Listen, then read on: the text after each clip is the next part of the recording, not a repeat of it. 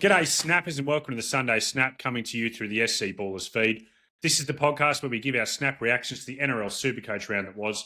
My name's Jono, coach of the Half-Beans, and with me to talk about all the big news coming out of round 21 is the coach of Tubes Pods. Tubes, you're on the pod. You must have had a good week. Jono, I'm back. Still can't get my captaincy calls right. I think you guys did something a couple of weeks ago and found out my average for the year was 80, and I think since then I've gone 30-50. So it's it's not growing in the right direction. But yeah, managed to overcome run home challenge-itis that I had last week, and I'm happy to be back. I've currently got a 1357 pre-updates, which feels, is it above par, about par? Yeah, I'd say slightly above. Yeah, and that's what I mean. I went Nico versus Cleary Nico over Cleary in the captaincy challenge. So that's the difference between going 1400 and above. So my team's done well.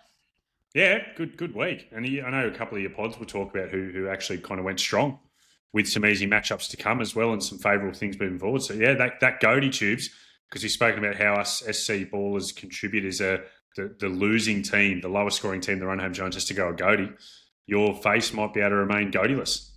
Yeah, I am thinking, because we're going to the US in a couple of months, Jono, for a couple of weeks, and I'm tempted to grow a beard while we're there, just to prove that I can, because Matt keeps bringing it up that he doesn't think I can, and he's grown 2 full beards in his life. I don't know if you've heard that before. 2 full ones. I like the emphasis on 2, like it's so important. It's not just one. Yeah, he's had 2 full beards. Wow. Yeah. It's the first one wasn't a fluke. He did it 2 times. Tubes, I've had an all right week, not as good as you. I've gone 1330, which feels around, high end of par. Maybe it doesn't feel like it's a great week. I had a few injury concerns that we'll talk about, and I did the loop. I went I think it was only my 2nd or 3rd loop of the year. I looped Cleary, and I had the choice of either dropping Viliami Kickout or Ruben Garrick out, and I picked to drop Kickout, and he's had a great week. Garrick's got in the 30s, so that's a 50-point turnaround as well. So, like you said, it's those little choices that can cost you this time of year, and it's just cost me that little bit. Tubes, a lot happening at Baller at the moment. We've mentioned the run home challenge is still absolutely flying. We can't give an update as it stands because the final scores aren't in yet. So check that out tomorrow morning or even later tonight, and it should have those updates in, and you'll be able to see where you're sitting. You can easily search your team name and see where you're sitting on that ladder. Worth a check-in. No time to join. It's obviously locked out for any new listeners to Ball Up. But, also worth checking out and seeing how it's going. Tubes, how good's the website? Baller.live, BALLR.live. How good's it going?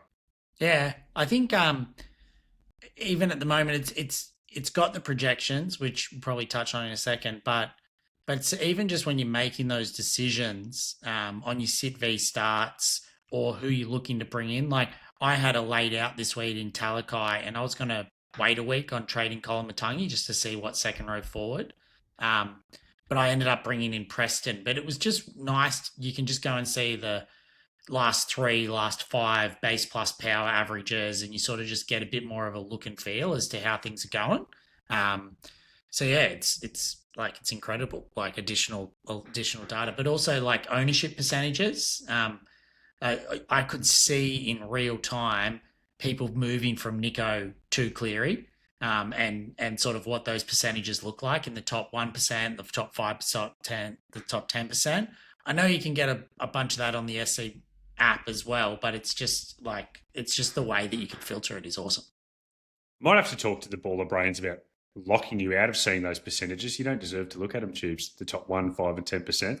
They should have a top 20% feature just for you. They should have a top 5 and 10% run home challenge feature, and how people are going on that. Well, Tubes, I'm probably not in the top 10% though, to be fair. No way. You had 900 points last week. Lucky to be in the top 50%. I thought we were restarting it from round 21. Anyway. Tubes, speaking of those projections, head-to-head finals are just around the corner. They're starting in round 23. I know that I just clinched the minor premiership in our cash leagues with a victory this week, Tubes, unless you absolutely smoke me next week when we play in the final round. I hope I haven't jinxed it. But look, if you wanted to make those great calls, we would highly recommend using those baller projections, using those base plus power stats. Tubes, do you want to tell us a little bit more about these baller projections and how they're not just a dart thrown at a dartboard and what's being used by the guys to come up with these projections? Yeah, I mean, so the starting point with it is it's the last 5 seasons worth of data, and then contextualized by position. They also include weather. They think about venue, and more. I've got some feedback I'll go into a bit later around the Sharks and the Rabbitohs game. But the model estimates on how much players are likely to score each week. Not just what they did last round, not just what they did last time against this particular team.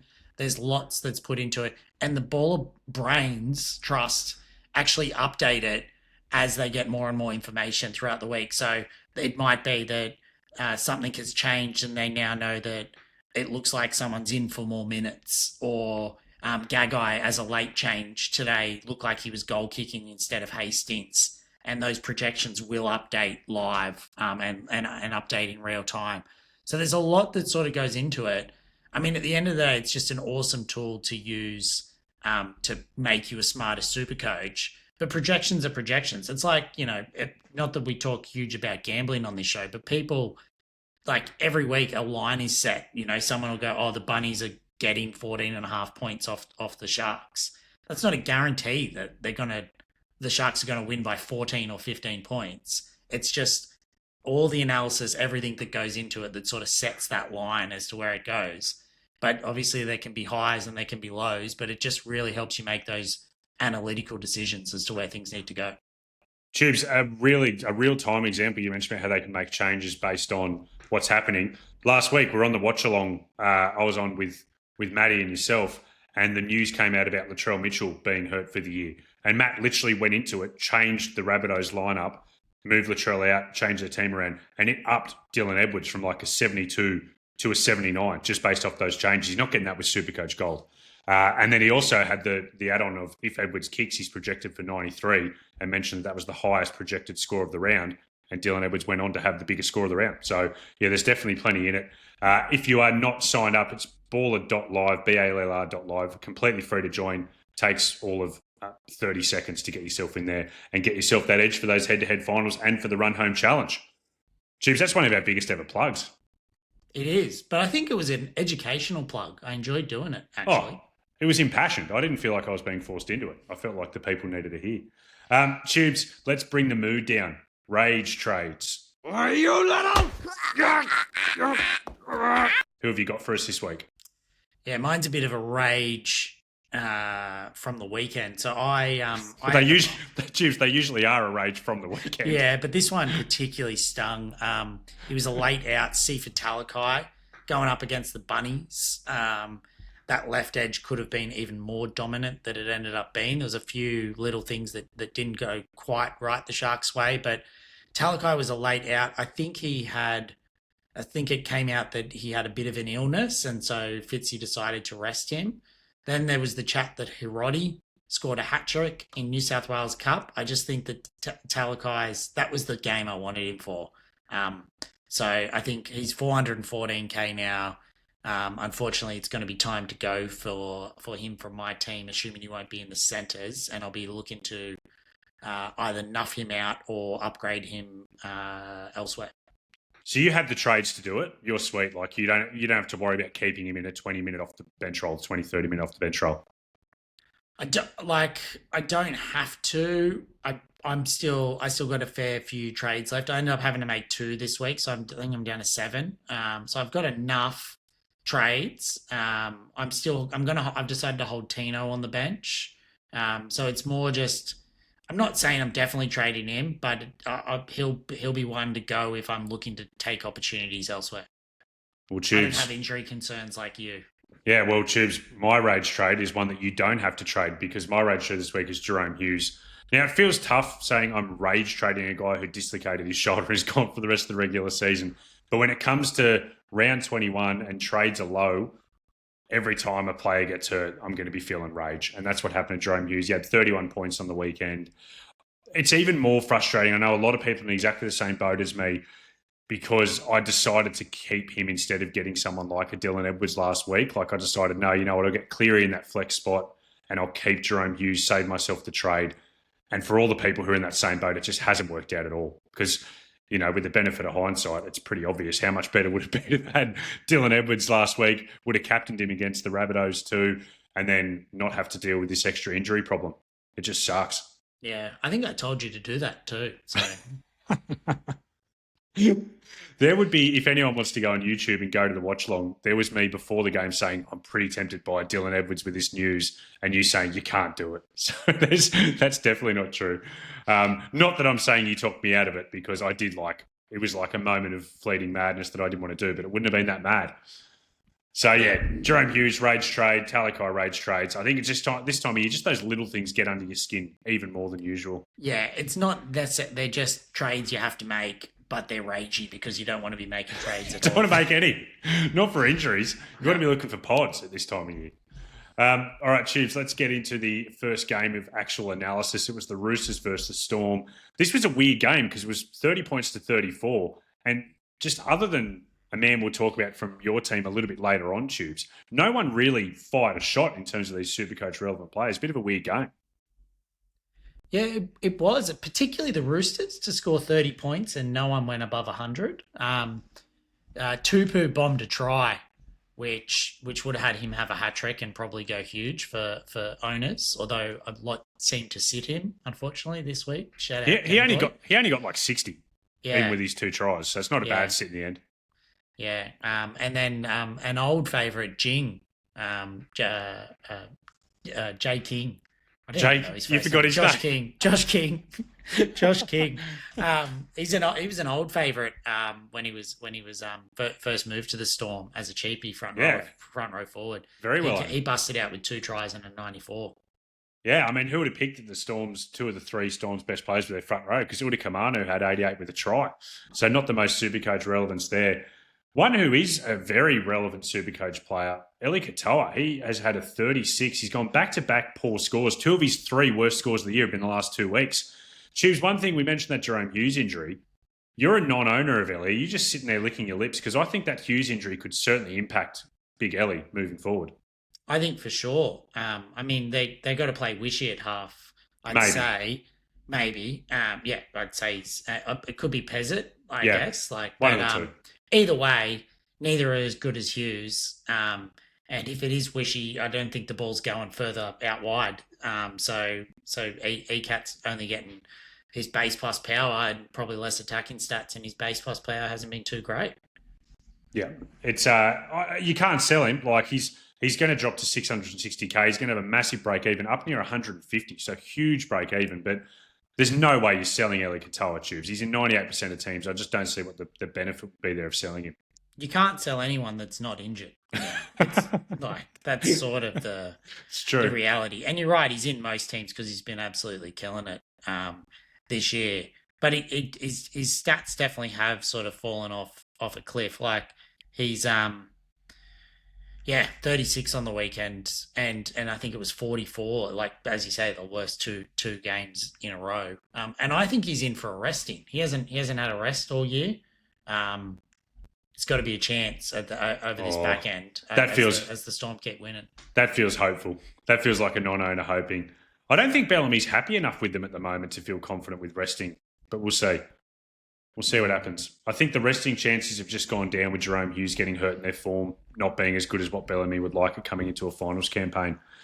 Tubes, one bloke I really considered for my rage trade is Kane Bradley, who ended up coming into my team with the loop this week with his measly 15 points. And that's in 80 minutes. I did enjoy actually in the watch along. He was NRL physio, was on the watch along with Aman and Matt, and he was physio's man, Bradley. He was cheering everything he did, but there wasn't much to cheer, was there, Tubes? No, he was sort of the concern. That this was the exact concern of bringing him in as that sort of cheapie that covered that bye round. You really just wanted him out of the team completely. Yeah, but 15. And also could still potentially be named on benches as well. Like it's, it's going to be a tough one for those AE problems. And it is such a big swing. Like you said, you obviously took the loop for Cleary this week. And and it meant because you had him in your team, you then had to copy your next lowest score being you come in. Whereas if you didn't have him, I suppose Jahrome Hughes would have dropped out of your team. So it's just a big difference. It can cost you 20, 30 points. Yeah, it can. And we need, owners want him out of that team ASAP. By the way, Tubes, how good was the watch along? I saw one person said that having Matt, Aman, and NRL Physio together was his Avengers Endgame, was one comment left on the YouTube live. But it was really entertaining. They gelled well, the three boys. Yeah, it was good. I enjoyed the hair puns. Might be a new thing. Each watch along have to come up with a new pun to get coming out, because it even sort of then took off a bit on socials afterwards. It was good fun. I was ripped off that I don't get an extra young G. I could have put that on eBay, sold it out to an average punter, or given it to a listener. Yeah, I don't know. This whole contributors can't win anything. It just seems yeah. Don't get me started. Luckily, we're not winning anything, Tube, so it won't impact us too much. There's still a chance in the run home challenge. We'll see. All right. Well, onto the Roosters side of things. Sammy Walker was their best scorer. He had 80 from 4 try assists and 20 points in goals. That's a lot of attack for not a huge score.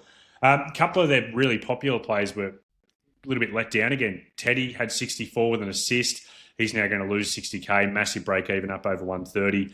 And Connor Watson had 55, all in base plus power. I mean, that could have been a better score. Worth noting, he had to play 60-plus minutes at 5'8", 1 cent, and Smith got knocked out.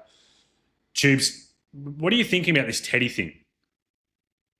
I think it's unfortunate. He actually ended up being one that I think most or that didn't know him already bought him in around that round 16 buy round, and he really just his form's just dipped quite a lot since then, and then particularly dipped since Sam Walker's been back in the team. I don't know if his NRL form's dipped that much. It probably has a little bit. I think it has, for sure. But certainly his involvement from a SuperCoach perspective. But I think, like we just said, how do you sell him? Like, you're not. How do you have the trades to sell him? In saying that, if I was a head-to-head player, could think about it. Yeah, head-to-head players are usually carrying a few more trades at this time of year because they're tanking those buy rounds. But even then, it feels like the second you'd sell him, next week he'd go 120 and you'd regret exactly. it. There's not a huge amount of fullbacks putting their hands up to say, pick me instead. No, I mean, I'm getting Reece Walsh next week. Like, that's how kind of dire it is at fullback as my Jahrome Hughes replacement. So there's not a whole lot doing. Speaking of poor form, Marky Mark has had 3 pretty poor weeks. He ended up with 47 after he got a nice little update today, but he had 2 scores in the 30s in his previous games. He was the most popular purchase in round 18 for that major buy round. He went big. He got 100 plus. He's averaging around kind of, I think, 53 points now over that period that people have owned him. He's losing 100K or so. He's going to have a break even up over about 110. It's not what people would have wanted. And he's a hard one to pick when to play him, Tubes. He is hard. And the Roosters draw doesn't open up for a little bit as well. I think they got Manly in Brookie next week, then the Dolphins, and then the Bulldogs. And Finn's up at Suncorp as well. So it's not the easiest 3 fixtures in a row. No.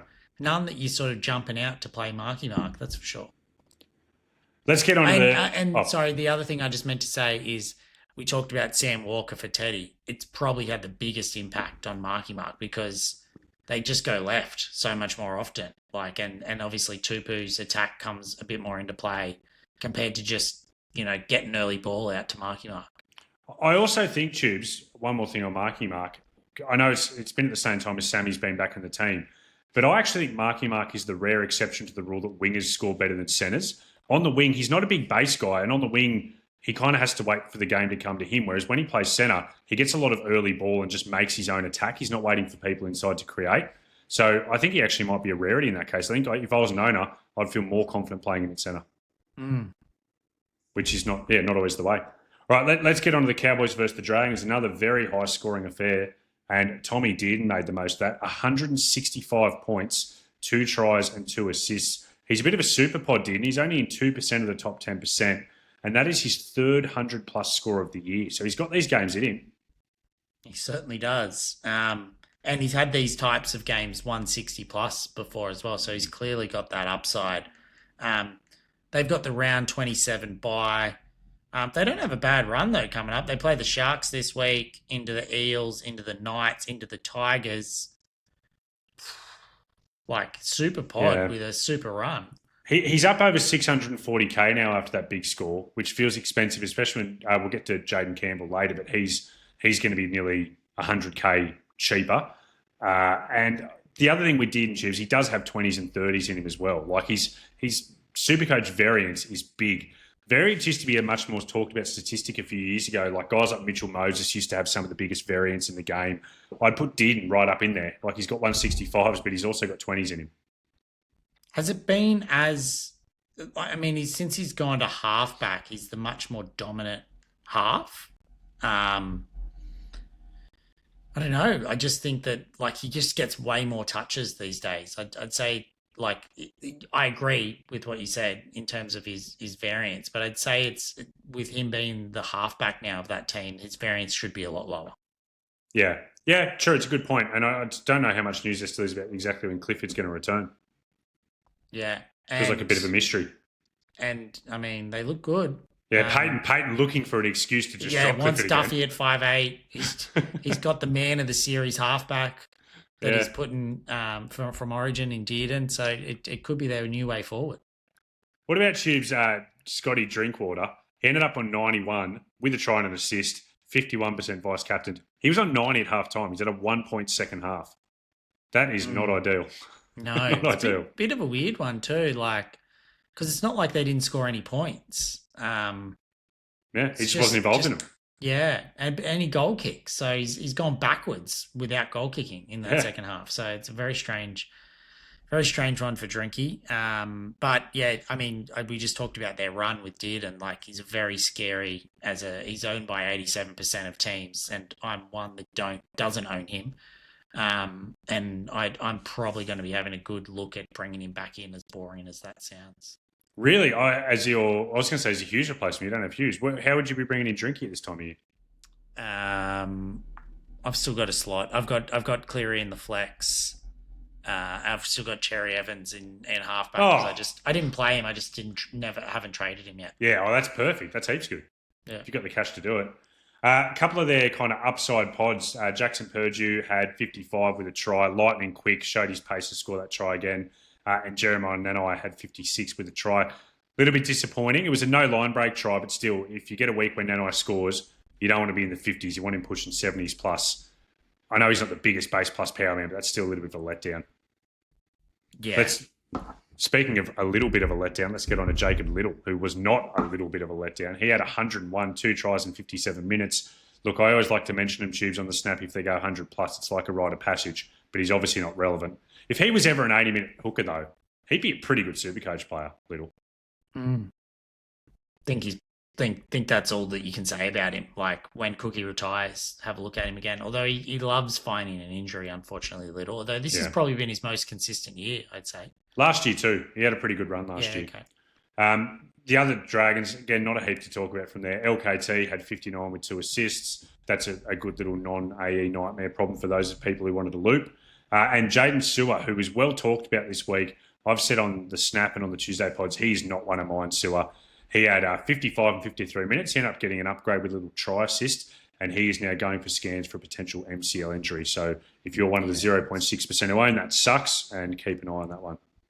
Yeah. Broncos versus the Eels. Tubes, as Broncos went down with a 2-point loss. And Tubes, what about the ending? How disappointing. You had young GI, Shibasaki, puts in a grubber for Reece Walsh, who you also own, and Walsh was just half a metre offside.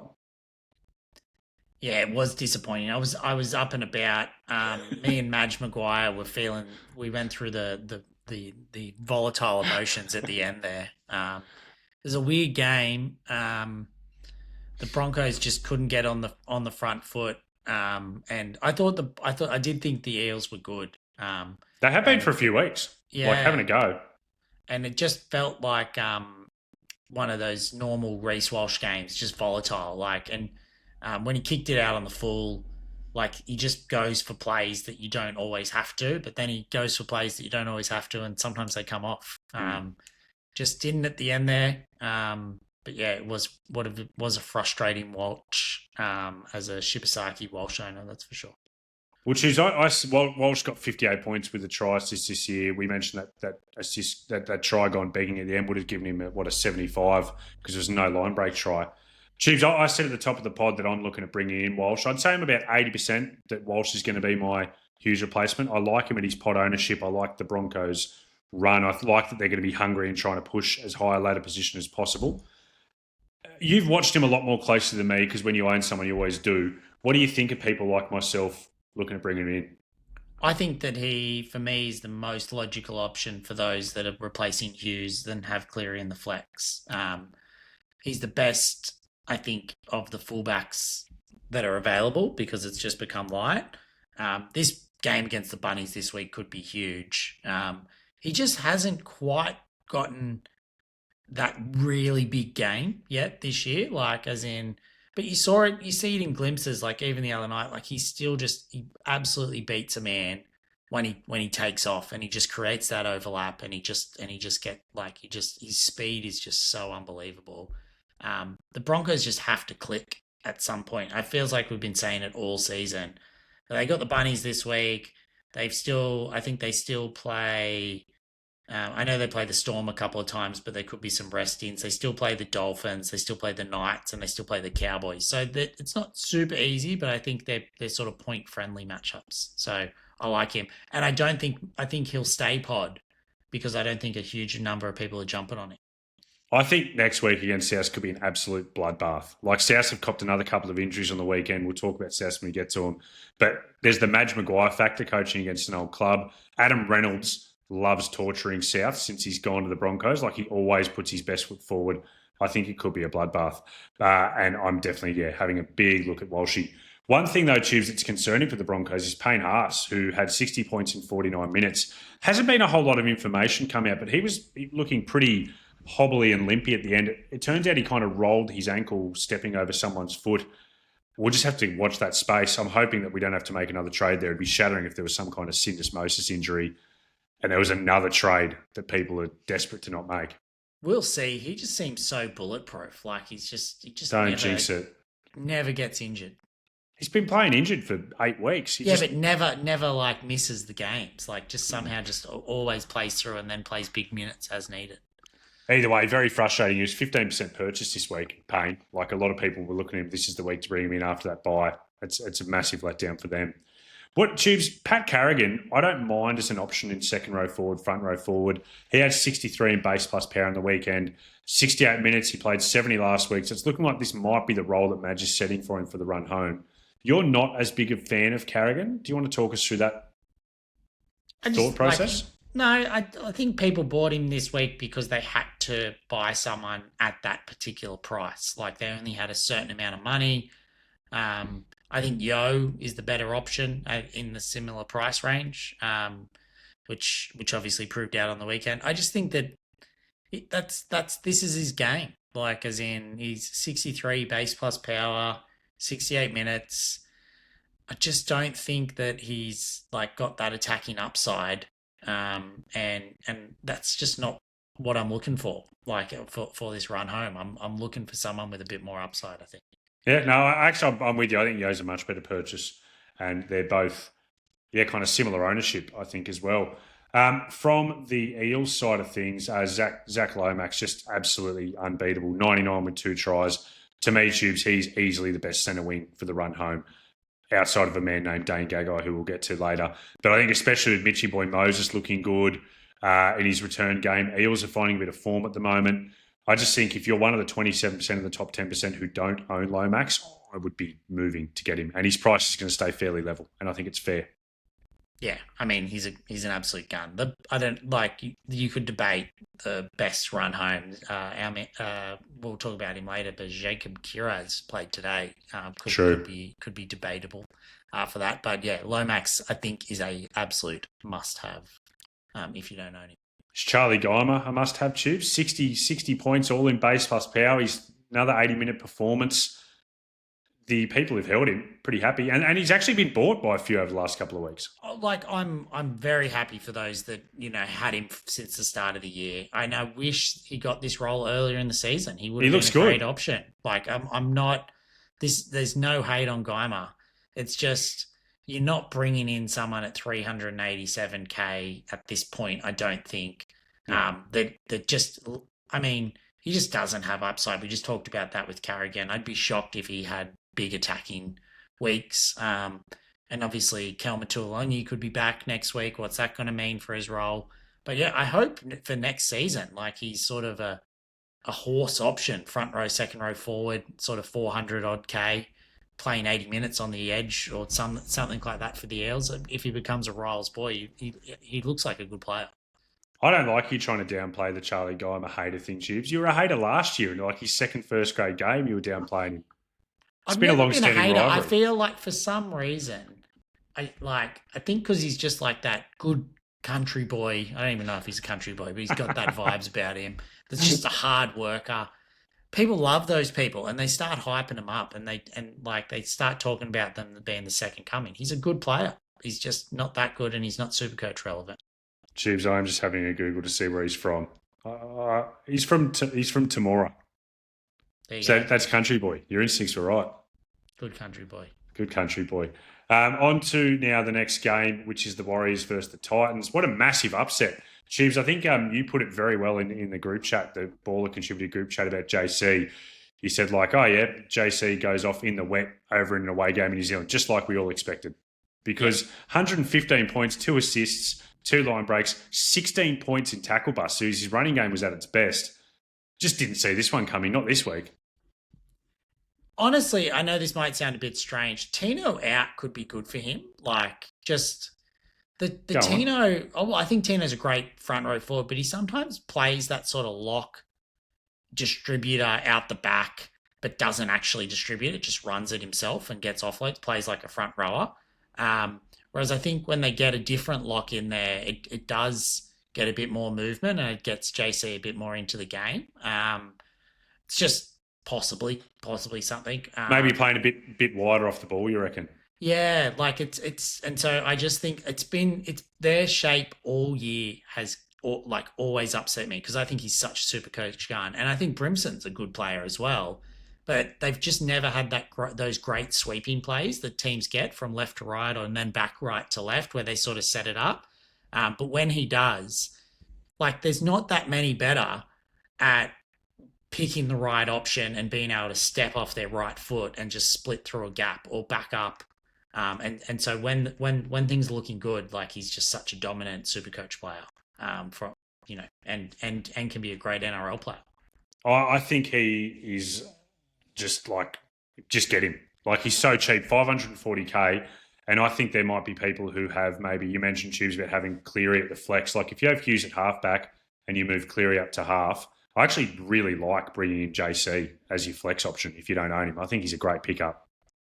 100% because he's also got that dual down to 5'8" that you could then, based on how things go later in the season, you still got the option to bring in another fullback when the time is right because someone's going to pop off. It's just about having that flexibility and timing. I think he's a good option for those that don't own. Only one other Titan I want to mention, Tubes, because they didn't have the most relevant SuperCoach game, is when I think Tubes OG pods, 3 names spring to mind. It's Phil Sammy, it's Matt Timoko, and it's Marcello Montoya. And 2 of those guys have gone off this week. Phil Sammy, 108 with 2 tries. Any chance you're getting him in for the run home? Turning back the clock? Nah, I can't do it. It's funny. I own all 3 of those players in draft. So Montoya obviously slipped out of the side now that he's been dropped. But Timoko and Sammy going off for my draft side this week's pretty good. Geez, the Montoya's podcast is funny. I don't know if you ever get clips of it in your TikTok feed. He's a very funny man, Marcello Montoya. He's got a big post-game career lined up, I reckon, with the way he's in front of the mic. He's underrated Montoya. I'm a big Montoya man. The Warriors, there's a fair bit to talk about. Like Leka Halasima had another really good game, 86 points with a try, 80 minutes. I mean, it's just that it's Webby's wheel tubes. You never know where the minutes are going to land sometimes. But Lecker's back in the good books. If he has a poor game and Jacob Laban has a good game, it might flip around again. So I couldn't own him with confidence. I think Lecker's finally locked it down. I think we've had this discussion many times, but I don't know. He's so special. We didn't. Yeah, I was on the snap last week, but that play against Newcastle, you just need him on the field. And then he just does it again this week. That try, he's just he just makes things happen for them. So he's just such a good player. I love watching him. They still have Kurt Capel on the centres though. So when they get Leotawa back, he could drop out again. It's just all up in the air. I think certainly wouldn't buy him. Just if you're one of the 2% who won't enjoy the ride while he's there. What about Roger? Had a good game on the weekend, Tubes. 79 points with a try, but the thing that stood out to me, 40 points in hit-ups. His base plus power has been a little bit down this year, Rog. That's a good one. It is. They've got such a nice run that you could consider bringing him in. He just looks 2 yards slower, maybe even more. As in I watched this game, and just that eye test, he had a couple of chances. I thought even his try, it was a cut back in try. He the really good wingers where they get that half chance and then they finish it. He had a couple of those, and he just doesn't have the pace anymore to sort of make it to the try line in those situations. So yeah, he's not for me. Jackson Ford, you actually had him in your team at the very start of the YouTubes. He was one you floated up in the preseason. Yeah, you did. You took a look at him in the preseason. Although, to be fair, we all take a look at everyone in the preseason.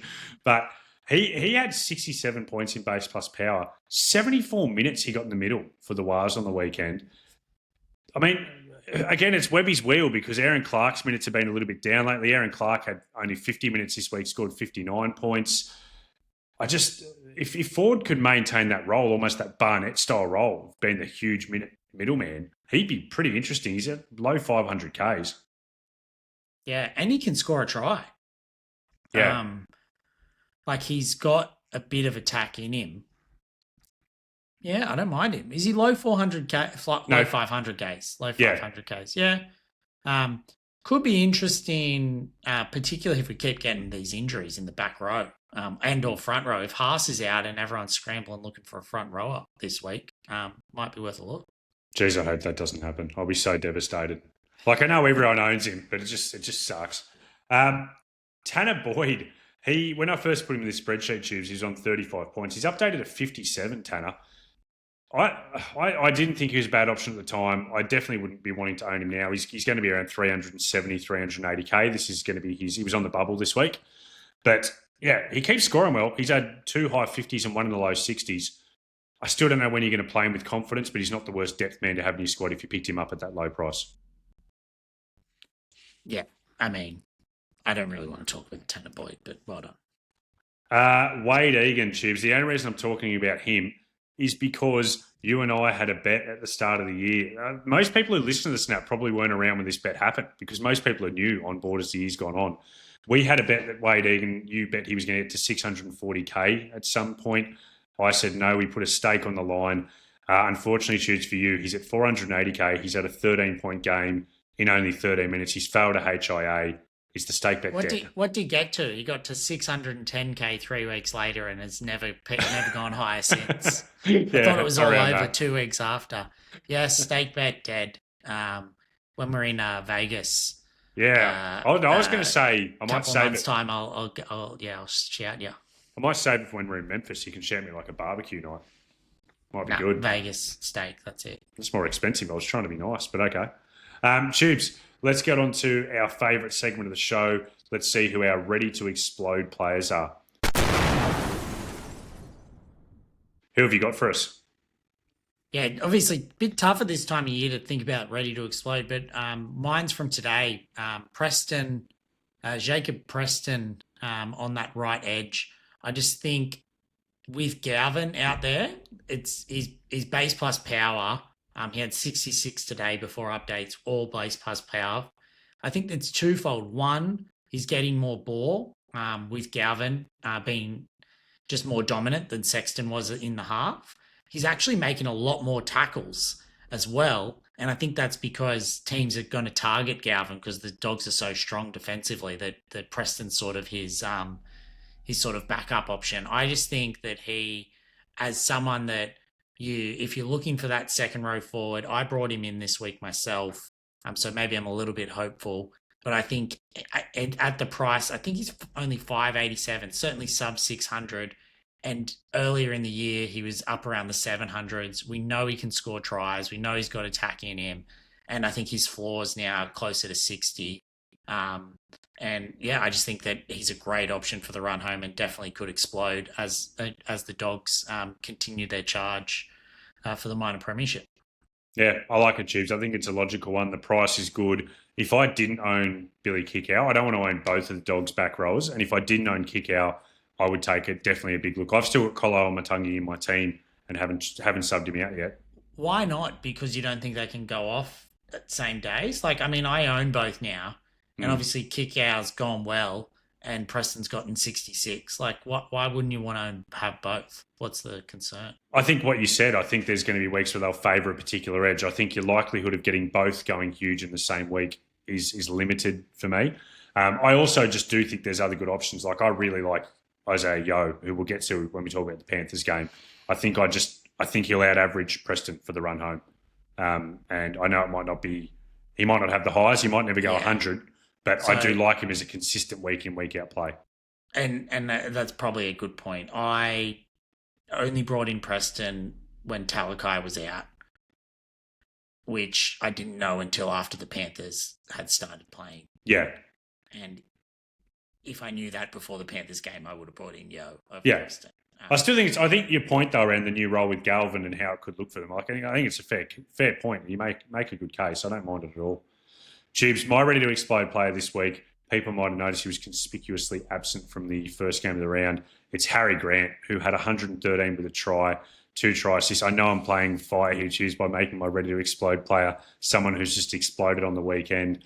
I'm a little bit disappointed in myself, and maybe that's partly why I'm putting him in this segment, because you and I both took a big look at him 2 weeks ago. I decided not to get Grant, and my reasoning was I don't want to own 5 Storm players for the run home. Since then, Pappy's gone down, I've traded him. Hughes is now going down. Like, I'd very comfortably own Harry Grant right now. And if I had have only owned 2 Storm players at the time, I would have got Grant at the time over Connor Watson, who I ended up going with. I think one reason he belongs as a ready to explode player for me is I do think that the Hughes injury is a good thing overall for Harry Grant. Now, people are going to say that, he only went well on the weekend. Like, people were saying in our group chats, it's only because since Hughes has gone down, Grant's in everything. Grant was in everything before that happened on the weekend. He was in for a huge score, whether Hughes got hurt or not. But with all that being said, I have absolutely no doubt that Jahrome Hughes, a really dominant guy at the Storm, going down means Harry's going to have to involve himself more. He'd been really dangerously close to scoring in his previous 2 games, only had 1 overturned because Nelson Asafa Solomona elbowed someone in the head. He was held up the week before. I just think he's going to have a big finish to the year, and I think Storm are going to be fighting for everything. I don't think they're going to be resting any more, Tubes. I mentioned that at the top. He's only making 34K this week, so he's still sub 600K. I reckon he's a great pickup. Yeah. And you got him. Sorry, I should say we both thought about getting him. I didn't. You did, and it's worked out perfectly. Yeah, I just think that form is temporary, class is permanent, and people not jumping on Harry at that low price. And I still think that they should. I know people were looking at Connor Watson, even Brayley, and obviously Brayley's still going quite well, but Harry's just so good, and it always feels like every year over that Origin period, he never seems to miss games or be rested or have really low minutes, but it's almost like he's just in a bit of autopilot. And then the Origin period finishes, it starts to get to the business end of the season, and he just kicks up a gear. Even saying that, like, if I back that up with stats, if last year from round 22 onwards, so from next week onwards, he had a 119, a 129, and a 100 on the run home, and didn't play 1 game. So from his last 5 games last year, basically, he had turned up 3 times. Like, this is just his time of the year to shine. Yeah, there's a bit of a common sentiment that he wasn't looking the same this year. And I'm not saying that was wrong because I think at club level people are correct. But what's got to be considered is he was coming back from a hamstring. Was it a hamstring or a calf injury he kind of worked his way back from at the start of the year? Either way, lower leg injury. That he did look a little bit limited when he first came back. Even Origin 1, he didn't look himself, Harry. And then his club games coming backing up from Origin, there were some limited minutes ones, somewhere he was going through the motions. But when we saw him at Origin, can anyone look at that and say it wasn't the same Harry Grant? He absolutely killed it, especially in game 3. So I just think that was a bit of a myth, that whole thing. And yeah, it won't be his last 100 for the run home. No way. Yeah, so it'll be 580k this week. Still value. Still value. If you own Watson and or say a Going, that could be an option for a back rower that if you still need to trade him and move them down and bring him in. I'd say he Great call. Is a better option for me than any of the back rowers in that similar price range. I could do that. You reckon he's a better option than Yo? Yep. I'm gonna have to. I hadn't even thought about it until you just said Connor Watson going. I have that exact combo. I will take a look at that, Tubes. It's a good call. Well, there you go. Back up. You're ready to explode after he's gone 113. You might pick one this year too. All right, let's get on to the Panthers versus the Tigers. The top scorer in that game, of course, as you'd expect, it was Lindsay Smith, who had 120 with a try and a few attacking stats. But the really relevant players, Nathan Cleary and Dylan Edwards, both got the job done to varying extents. Cleary, 118, 3 try assists, a try contribution, a line break, 2 line break assists, just, stuffed the whole stat sheet, basically. But most importantly, Tubes, he's got the goal kicking back. Now, he's only in 53% of the top 10%. I think that means a lot of Jahrome Hughes owners are just going to be able to go straight from Hughes to Cleary. It'll be 100% next week, won't it? Should be. Yeah. Yeah, unless people can't afford him. That's the only thing, if they can't afford to get from Hughes to Cleary. But if you're that person, make a downgrade somewhere else. Just get him. If you had 2 trades left and you owned Hughes, I'd be nuffing one person and to get the money to go Hughes to Cleary. If that had to be my last trade of the year, I'd do it. Yeah. I think we don't even need to speak more about him. It's just that much of a no-brainer. He was the second most purchased player of the round. And, I think it's worked out perfectly. Dylan Edwards, Tubes, obviously without the goal kicking, still scored 85, had a try assist. What'd you make of his performance?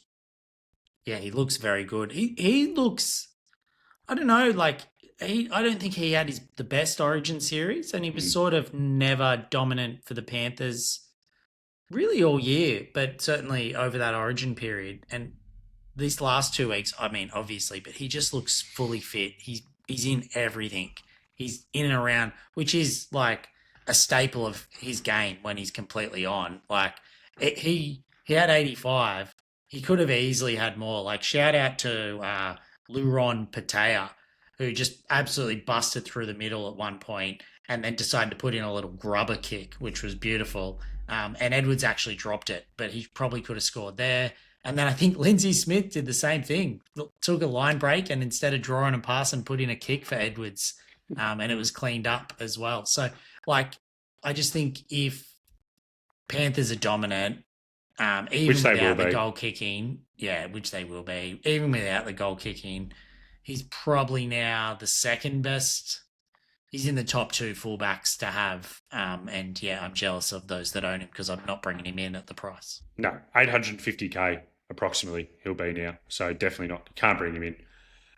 Tubes, Isaiah Yeo, we mentioned a couple of times in this back row chat. He had 83 with an assist, 72 points in base plus power on the weekend. One thing, Tubes, that I noticed was, he was given a 10-minute spell early in the second half. That's not a normal part of the Panthers rotation. When Yeo's at full strength, even when as a team they're at full strength, he's usually an 80-minute man.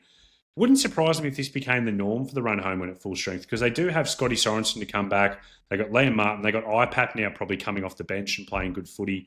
Do you reckon there's a chance that 10-minute spell could become a normal part for the run home? For sure, and I think that might be the start of it. That's the one risk with Yeo, because Martin came off the bench and Papali started this game, and then Papali moved to the middle and Martin.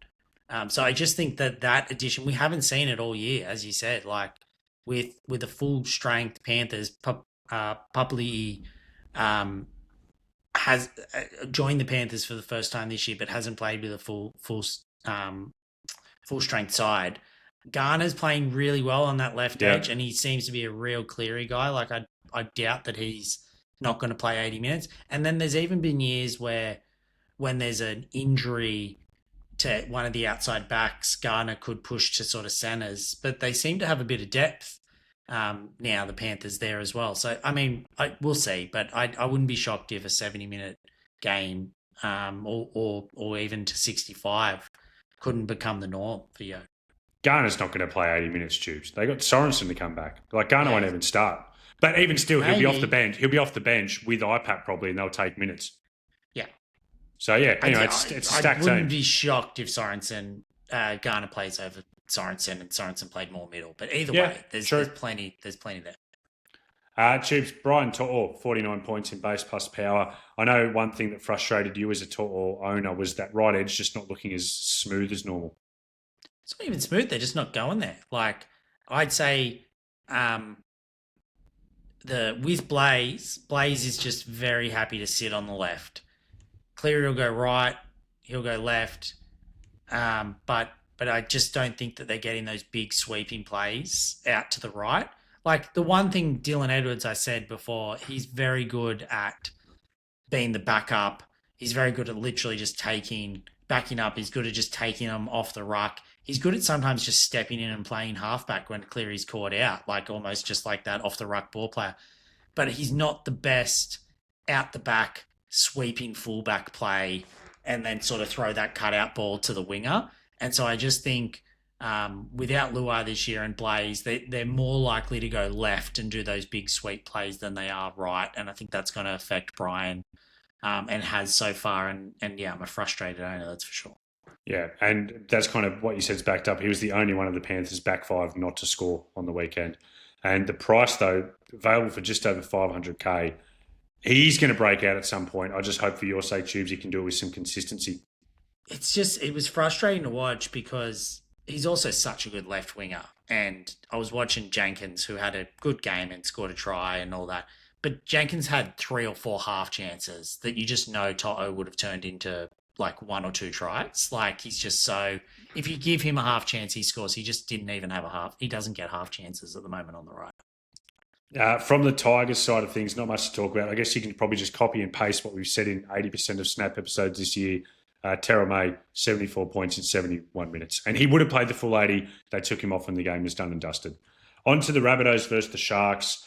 I mean, from a Rabbitohs perspective, Junior Totola, another injury. He was their top scorer, 94. He actually dislocated his shoulder scoring a try. He's now out for the year, so it further weakens Souths. Actually, that was pretty funny, though, because Tubes on the watch-along, NRL Physio spoke about, they call it like the try scorer shoulder injury because guys pop them as they score, and then that same round, it happened.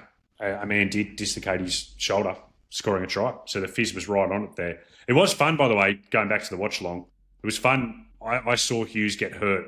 I was a little bit ahead of where they were in the watch-along. I know they encourage people to like pause and sync up with them. I actually like seeing something and then turning to them to see how they're going to react. So I was kind of watching for Fizz's reaction with that Hughes stuff. It was very fun to watch him kind of analysing the injury live. Yeah, go to work. Like he really sort of, he was locked in to watch it. Yeah, exactly.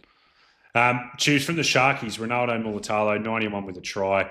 Is he about to have his yearly flirt with relevance, do you think? I think so. But I couldn't bring him in. I know he's $400K, but how do you pick when to play him or not play him? Now, I did want to mention on this for this Sharks one, a lot of people were getting stuck into Nico for not a great game. Obviously, I captained him, so I wasn't too happy. I did feel, and it was frustrating when he nearly scored that try, and it was held up. And then he had another one where he threw a ball that may have been forward. It was forward. It was close to forward, but it is 50-50. Could have easily gone the other way. I was talking to the Podfather today, and he made a really good point. And then I went back and watched a little bit. Belinda Sharp, very good referee, but I haven't got the data to back this up, so I wouldn't mind some baller factoring into the projections. Very much allows a bit more of a wrestle and a lot slower play the balls around the ruck, and sort of lets things go. The Rabbitohs been the most penalised team, I think, this year, and very little like penalties and 6 again stats and they were just holding the Sharks down, and the Sharks were holding them down as well, but it was very slow. And in my opinion, that just impacted even so much more than the fact that it felt like it was Trindle ball. Like Nico, he's lost a step, or for whatever reason in the last couple of years, whether it was leg injuries, whether it was something like that, he's lost some type of step, and he needs a little bit more time than maybe he used to. And the Bunnies were just absolutely rushing him, and with no quick play the balls. Like, I think it happened 3 times. Like, they were just jamming on Nico, and he was catching the ball and getting hit basically as and when. And I think just with a faster game and a bit more free flowing, which you did see in some games this weekend. In what world do the Sharks only score 14 points against the Rabbitohs? I think it was slowed down by not bad refereeing decisions. I'm not saying that, but it just influences the speed of the game. And I think Belinda Sharp makes it a lot slower. Wow, Chiefs, that's like opened up a whole new thing I've never thought of. Baller should, if the baller brains are listening, how interesting would it be to see like SuperCoach points scored by referee and see if there's been trends over time of like high scoring games under different referees, and you could literally like look at the matchups for the weekend and it'd be like, all right, this guy's refereeing, he lets a lot go. Like the games are fast flowing with him, he gets allows quick play the balls versus a Belinda Sharp, she slows it down.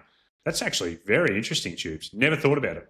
Yeah, I think it would be an interesting, if we could get 5 years of stats going into it to think about what it looks like and see if there's any sort of variance or differences in averages or points scored based on referees for sure. That might be like a little bonus. People might have to pay a couple of dollars for that. It's free to sign up at baller.live at the moment, but people might have to get an extra $2 for the ref stats and go ref analysis. Go straight to Tubes, straight to your back pocket.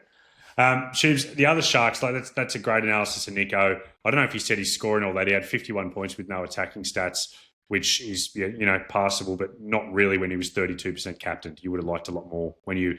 Yeah. I thought he was a great captaincy option this week. I nearly knocked back Cleary's big 120 score with the VC just because I wanted Nico so badly. The other Sharks, Brayley had 59 points with a try. That's a little bit less than you'd want for a week where he scores a try. Again, though, like he was getting out, but he just wasn't getting the run like he's been getting the last few weeks. Yeah, the sharp factor. And Tubes, AFB, he had 56 points in 47 minutes. It's now his third week in a row with his minutes being 50 points or less. There's been rumours about maybe a niggling back injury. There's also just the chance that Sharks haven't had as many in-game injuries of late, so he hasn't needed to push those minutes bigger. But it's not what you want at this time of year. He went up the tunnel in this game too. And he ended up coming back on, but in the first half, he maybe went off in the 30-minute mark and went up the tunnel, and he just didn't look fully right. He came back on. He obviously played on, and it wasn't a worrying injury, but he definitely must be carrying some type of soreness that's troubling him. All right, Chiefs, let's get on to today's games. The first one of which was the Raiders versus the Titans. I was out there for this one. It was absolutely miserable weather. I can't believe it was as high scoring as what it was and free flowing. But your man, Matt Timoko, we mentioned he's an OG Tubes pod, 128 with 2 tries and an assist. Jamal Fogarty had 93, 2 assists, a couple of TCs, and a massive 32 points in goals. He was kicking them from everywhere. Couldn't miss. Down to the more Supercoach relevant players, Huddy Young had 91 points without a try or a try assist.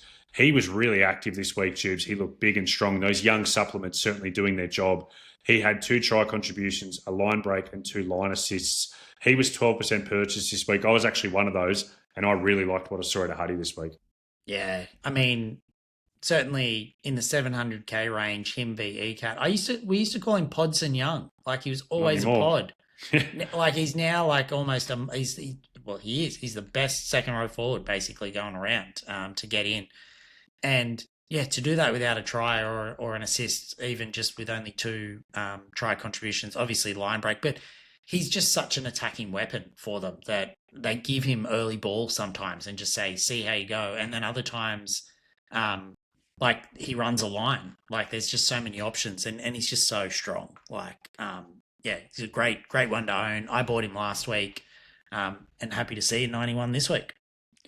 For the Raiders forwards, I just wouldn't want to own any of these next guys. Hosking, who I know got 63 and 80 minutes. Good to see him get 80 minutes for his owners. Tarpany, 50 and 49 minutes. He actually had a bit of ice on the knee when he was off at 1.2. But then came back on, didn't he? Came back on. So it's obviously just like a precautionary, keeping swelling down, but not great. And Corey Horsburgh, 44 points in 51 minutes. Adam Mariota had a good minutes game this week too. Like, I just think I just wouldn't want to own any. Hosking's the one at the moment who seems to be the most dependable. But even then, you've got Matty Nicholson returning soon from injury. And when that happens, Hosking could become a potential problem. So just all a bit weird. Ricky Roulette stuff. Wouldn't want to be owning any of these Raiders guys. And so Simi Sasangi is playing left centre. And so is that Chris out? Is he coming back as well? So and HIA. Okay, and his form this year, like he deserves minutes off the bench as well. Yep. Like he's I really like Simi Sasangi. Like as in they just got such good depth, the Raiders. They're completely stacked, and that's why Huddy's the only forward you really want to own. The problem is if you own Hosking, Tarpany, and Horse, and they're all well owned, they're all like up over 18%. Is that you just don't have the trades to do anything about it. You just kind of got to hope that they can get some good scores here and there. Or hope you don't have to play them. Yeah, true. Because they're not going to be an AE problem at the same time. So, yeah. Tubes, Dane Gagai looks absolutely unbelievable. He had 86 points with an assist. Updates haven't come through as we're recording right now, but he will go up because he had a few offloads today as well.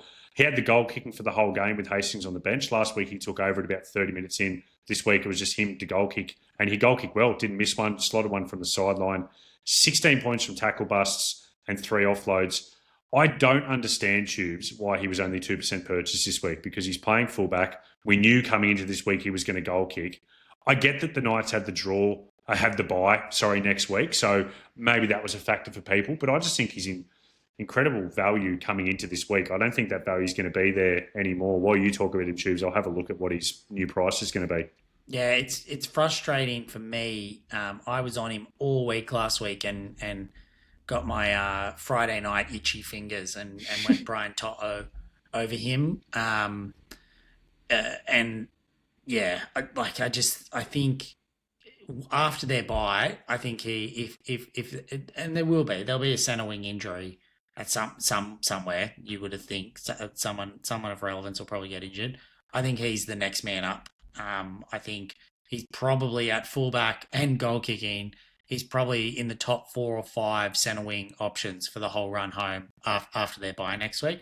I do think the bye made a difference. For this week, and unfortunately, then last week when I wanted to buy him, it was the same thing. There was just a few centre wing options people trying to shore up as well. It's 7% ownership. He's a great pod to have. Also, last week he wasn't goal kicking. Like he only got Hastings had kicked the week before with them both in the team, and Hastings started the game kicking. It was only that he kicked so poorly that Gagai's got it back now. So yeah, look, he's going to be around 680, 690k. I still think that's a pretty fair price after that buy. Yeah, no, I think for sure. That's what I'm saying. Like, as in, is it worth a trade without some type of injury? Maybe, probably not. Just because everyone's pretty stacked at centre wing. But if you had a centre wing to trade, or there's an injury next week before he comes back, I think he's the most logical next person to bring in at centre wing if you don't own him.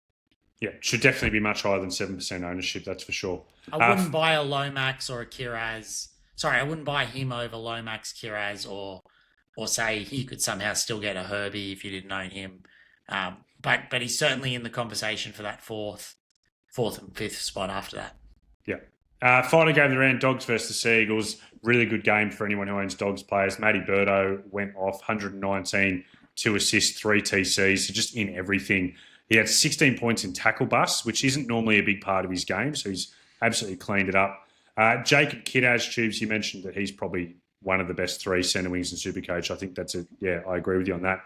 114 with 2 tries, 61 points in base plus power, and it's worth mentioning this is before updates are coming. He had 7 offloads, so he's probably going to get another, 12, 14 points on top of all that as well. Absolute freak. Tubes, anything to add on those 2 guys? No, Kira's just so good. It was good though to see one of my old pods, Tracy, back to his best this week at fullback, available in the centre wing, 109 with 2 assists. Like this run the Bulldogs have, like he's 561k. Like he's certainly tempting. Certainly tempting to bring in. I know we just spoke about Gagai, and I would have Gagai over him, but he certainly could be an option for people for the run home as well. Yeah, he's a good player, Tracy. And one of your favourites, Stu, Bronson Cherry, had 109 with 2 tries. Big Tubes guy, isn't he? Yeah, I mean, well done. He did actually play unbelievable. He Good scored a game. great try off a kick out Cup offload where he sort of 2. yeah 2 tries, but I didn't see the second one, but the one that I saw that yeah just he's a very good first grade footballer.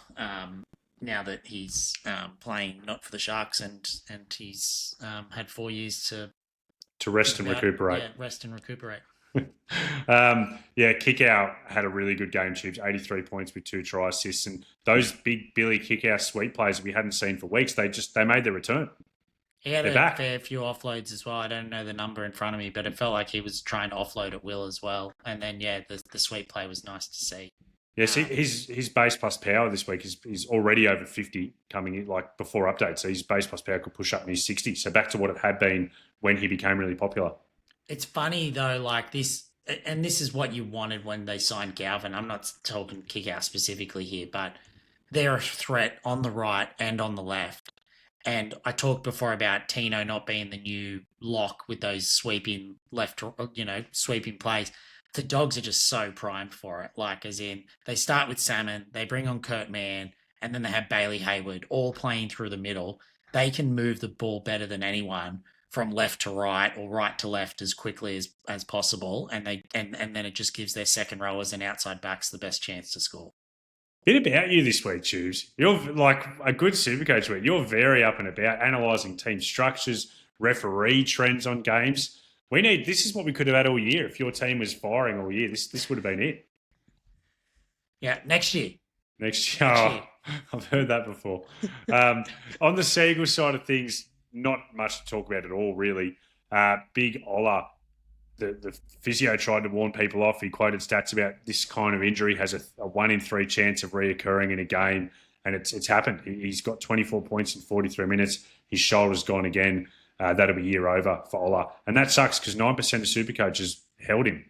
Honestly, so good the fizz on that. Like, because I told you I had to bring in a second rower and I ended up bringing in Preston. I could have brought in Ola. And that was just in the back of my mind. Like, as in, without that information, like I easily could have brought in Ola this week. And then that happening, I wish it didn't for him, but you know, like it sort of then just made me go, geez, that's why you listen to the physio. Yeah, he's one of the greats. What about Tommy Turbo Tubes? I think he's going to be well talked about as an option coming into next week. He had 72 points with an assist, but a bit of a twisted knee towards the end of the game. Geez, I don't want to be bringing in Tommy Turbo into any kind of injury cloud. I said earlier this year, I'm not touching Tommy again this year. I'm sticking by it. There's no way Tommy's coming into my team. The injury risk is too great. No, it's a tough one. I might be tempted. They've got Roosters into Raiders the next 2 weeks. Geez, when they play Tigers, Dolphins, Dragons, 3 in a row, like that before that Tigers game, if he doesn't look injured, I might be giving him a good look. All right, Tubes, let's get to the final segment of the show. It's the Little Black Book. Tubes, who have you got jotted down for us, and how will it top the great Ben Tolte from 2 weeks ago? A little bit more relevant. He's 0.1% owned in the top 10%, so massive pod. And he's just come back from injury, and that's Chance Nickel-Klukstad. I put him down in that Little Black Book. We talked earlier in the episode that fullback, it's just lost a little bit of luster. Like, there's not anyone jumping out of the ground saying, pick me, pick me. Obviously, we talked about Reece Walsh and some different options. Now, the Warriors run home. They've just played the Titans. They play the Dolphins next week and then the Dogs. So that doesn't sound as good. But then their next games after that is Dragons, Titans, Eels, Manly to finish off. Chance has just such a good base game. You can go and look at baller.live and check out his base plus power and everything over this year and previous. But He's just got such a good base, and with that run, with the Warriors fighting to win a top 4 spot, or potentially top 2 spot, I just think that he could be a play now that he's back fully fit. The structure without who am I thinking of? Who was the 5'8" that got injured? That Tanner Boyd's replaced. Luke Metcalf. Luke Metcalf plays a lot more out of structure as a half. I think Boyd brings a lot more structure into the team, and I think that's good for Chance from a super coach point of view. More structured, more out the back sweep plays. And I just think that he's going to be an option over the next few weeks for the run home at fullback or in the flex position. Yeah, I agree. I think he's a good one. And probably there is a big chance, like I mentioned about Reece Walsh is the favourite for me to bring in at the moment. There is a big chance that Chance out-averages him. Like Reece Walsh might have a few big ceiling games that make me feel good about it, but Chance is probably just going to average probably around 65. Like I'd be confident he averages for that run home at a minimum. Like if he's pulling out 55, 60 in base plus power, he only needs a couple of attacking stats he's going off. So big chance he out-averages Reece Walsh for that run home, especially with that draw that you quoted. And even like the Dolphins, I know they're going well this year. They're still leaking a lot of points. Like they're just outscoring teams. 100%. So that matchup doesn't scare me. Tubes, my little black book player this week is one who I think could become relevant, and it's Wishy. Wishart, last year, he played 11 80-minute games. He averaged 80 points. Like it was like 81 points. It was absolutely unbelievable. He had a few scores over 100. I think that if he's the man who gets Jahrome Hughes' job, we said there's a chance Jonah Pezzett does, but if it goes to Wishy, when he gets minutes, his PPM is fantastic. He loves running the ball and he loves busting tackles. And I just think that if you're tight on money, you're looking for a good downgrade for Hughes, you want to upgrade elsewhere, he's coming in at about 317K this week. I think he's a really good option. Not for me. I don't think. I think he's a great draft pickup if you can get him on waivers this week. I just think even in those 80-minute games, I think he goal kicked for a bunch of them last year as well with Pappy and I think Meaney was out for a period of time. I think it was only 3 or 4, but still, yeah. You're right though. He loves a dummy and run. Like I'd love a him v Dearden in a dummy off just to see who could throw more in any given game if they play each other again this year. But yeah, I mean the price is right, 100%, and it might be one that could be relevant, as you say, as a downgrade option. You could go Hughes to Wishy, I suppose, and then that frees you up everywhere else. But I think I'll be steering clear.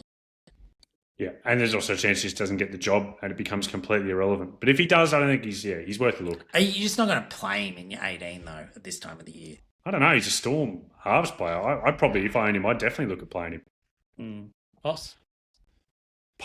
Is that what you say instead of possibly these days? Yeah, Poss. All right, well, Chiefs, that Poss brings us out to the end of the show. Baller.live, we've mentioned it. Make sure you get in there. Check out all these player stats that we've been quoting throughout the episode. Keep up with the Run Home Challenge. Check out how you're going. Tubes, are you doing anything with Baller this week that you're aware of? I don't know. Have to find out. See if I'm back in the running for the Run Home Challenge prize or not, and then make a decision. All right, Tubes, anything else for us? You beauty.